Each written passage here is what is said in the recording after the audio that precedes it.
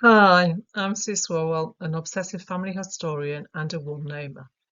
I have also turned myself into a one placer too, even though I have yet to register for a one place study. As the 40-year anniversary of the sale of my childhood home, Holywell Farm, approached in 2022, it seemed an appropriate time to turn my attention from people to place and research the history of the farm I grew up on and see if there was any truth in one of my grandfather's stories. The story was that the water that we drank every day at the farm came from the same well as that used by the naughty nuns of Handel Abbey, who had lived on the land nearby before Henry VIII got rid of their priory. This talk is therefore a very brief history of Holywell Farm in Loftus, North Yorkshire, which I'll be telling in 3 chapters over the course of this event. During the talk, I will share some of the discoveries made and highlight some of the records that have helped me to reveal that story. Today, the focus is on the story of how my granddad, George Swalwell, came to the farm and became an independent farmer for the first time in his life. All the ancestral homes illustrated here lie within a maximum of 20 miles of each other in an area known as Cleveland in North Yorkshire. It is an area of rich heritage and enduring tales of witches, giants, hermits and serpent slayers. There is also a lord who is said to have shod his horse with silver horseshoes. There were many good storytellers in this area. Any of these places could have been the basis of a one-place study, but for me there was only one choice. It had to be my family home, my childhood home, Holywell Farm. Although I grew up there and thought I knew a lot about the parish, the starting point for my research was to take a step back from what I thought I knew and really to start to study the parish from scratch. It was quickly evident that things had been happening at Loftus for a long time. Today, the road sign as you enter Loftus no longer welcomes careful drivers as it did in my youth, but reads "Welcome to the home of the Saxon princess." Following more recent find of a Roman villa, I seem to share my roots with a Saxon princess and a Roman chieftain. But Loftus, or Loft House as it used to be called, is a divided parish and has been as far back as Doomsday. My home lies in South Loftus, whereas the princess and the chieftain resided in North Loftus. Alternatively, as early parish registers would have it, I am from Loftus Australis and she is from Loftus Borealis. The main town of the parish lies in North Loftus, which has developed and grown significantly over the years, mainly due to its mining heritage. Firstly, it was the mining of alum, a valuable mineral used in the clothing industry to fix dye. Then it was ironstone, now it is potash.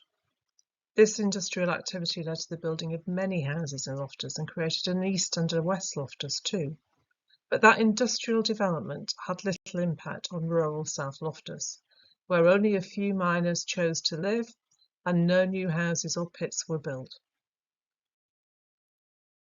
South Loftus has 2 rows of cottages, the farm shown here, and a sprinkling of isolated cottages or houses. Its landscape is wooded and rural. It is good agricultural land. And it was a relatively straightforward job to build a picture of the members of that community for the first half of the 20th century. The residents of the cottages were often workers on the estate, such as woodmen, gamekeepers and agricultural labourers. For the majority of the 20th century, Holywell Farm had just 2 occupiers, my family and the Dales. I was curious to know to what extent the farm I knew and that of the Dales would be similar. The 1910-1915 valuation survey is one of my favourite records of the 20th century because of the property plans that it can contain. But in the instance of Holywell Farm, it did not have a plan.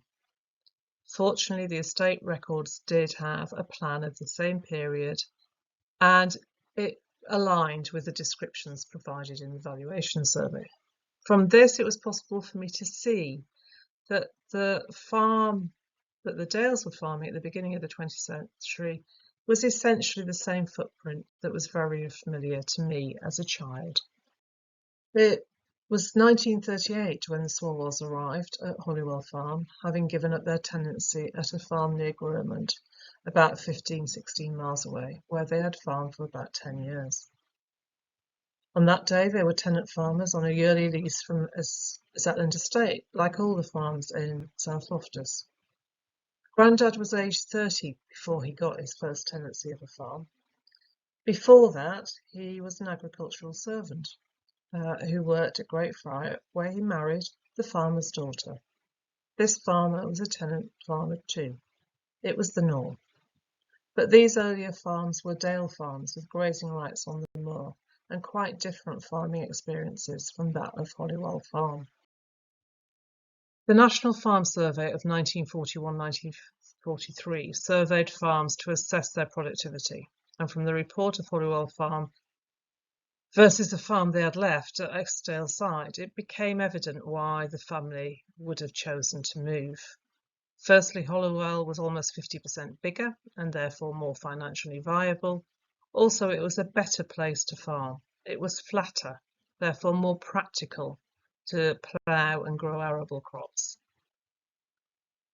The decision, I suspect, would have been a relatively easy one. In 1961, the Marquess of Zetland died, and that started a catalogue of events that the Swalwells could not have foreseen. Just a year later, they received a letter offering them the chance to buy the farm. The choice was that, or to find a new tenancy somewhere else. They chose to stay, even though that meant borrowing and being strapped for cash for a long while. Not all their neighbours followed suit. So there was a change in the farming population of South Loftus at this stage. The Swalwells didn't own everything though, because the Zetland estate retained the sporting and the mineral rights across the land. So when they came searching for potash on the farm, the Swalwells would not have been the ones to get rich. So what did ownership mean for the Swalwells? Well, stability, freedom and independence are my best guess. They became masters of their own destiny, at least as far as nature and economy would allow. They invested in the property in many ways. One of the most important was dividing the farmhouse in two so that there was a cottage available to potential farm labourers to try and make the work on the farm more attractive than the high salaries that could be obtained from the potash mine or the teesside industries. It worked for a while, but only for a short time. It was never a solution to the continuing problems of finding labour. Business accounts are an excellent resource for research on place and community. These are an example of some of the details that could be found in the accounts that were kept meticulously by my mum. It gives details of the changing emphasis between mechanical power on the farm versus the working horses on the farm, the last one of which left in 1958. It tells us about the arrival of electricity and many other things. So if you find any business accounts relating to the place you're studying, please make sure you look at them and research them because they can be invaluable. Actually, the farm was bought by another farmer and he retained it pretty much as it was. But today, if you took the footpath that runs past the farm, you would find a hamlet. The farm buildings have been converted into 5 household. New houses and buildings have been added, and the rest of the acreage once farmed by the Swalwells now belongs to and is farmed by a neighbouring farm. The economics of farming means that larger acreages of lands are required to make a viable business, and therefore fewer farmhouses or outbuildings are required to support that. It was truly the end of an era. So what about Grandad's story of the well and the nuns? Well, the maps were making me have serious doubts about the veracity of it. The distance between our spring and the abbey suggested that the nuns would never have carried their water that far. But it was too late to stop with researching place, as I was now hooked on the idea of knowing more about Loftus.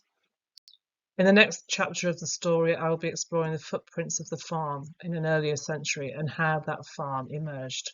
Thank you for listening.